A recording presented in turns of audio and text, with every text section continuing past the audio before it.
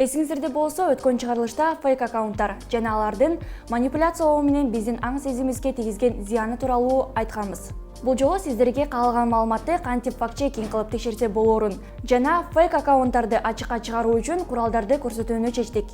Аларды дайыма колдонсоңуз, туура эмес жалган маалыматтарды таратуудан өзүңүздү коргойсуз.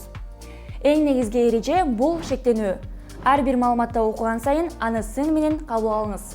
Кабардын өзүн жана тараткан булактын аныктыгын текшергенден соң гана ишенсеңиз болот. Маалыматтын булактарын текшерүү абдан маанилүү. Азыр мен сиздерге кантип 10 секунданын ичинде атактуу редакциянын атын жамынып, фейк маалымат жаратса болоорун көрсөтөм. Мисал катары Азаттыктын редакциясынын сайтын алалы.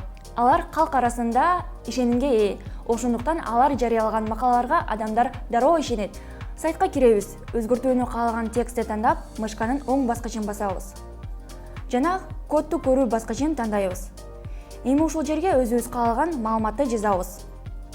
Сайттын бардык тексти өзгөрдү. Эми экранды скрин кылып таратса болот.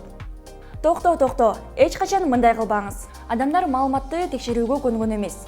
Ошондуктан мындай түр менен жасалган маалыматка баары дароо ишенип алышат. Чынчыл адамдарга өздөрүнүн атын же келбетин жашыруунун кажети жок. Андыктан анонимдүү аккаунттар сизди дароо кооптондурушу керек. Келгиле, Жазгүл Дүйшөнкулова аттуу колдонуучуну текшерип көрөлү. Анын Facebook'та жакшы аудиториясы 1700 досу бар.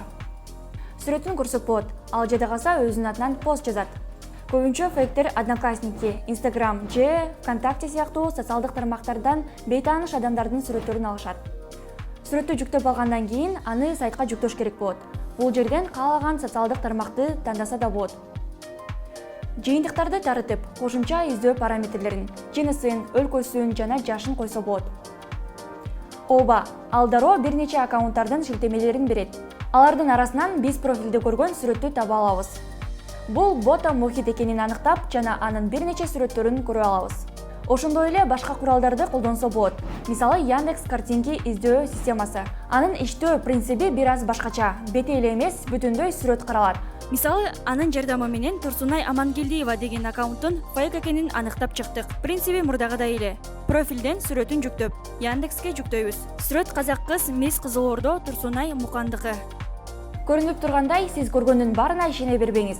Биздин убакта маалыматты текшерүү зарыл болуп калды.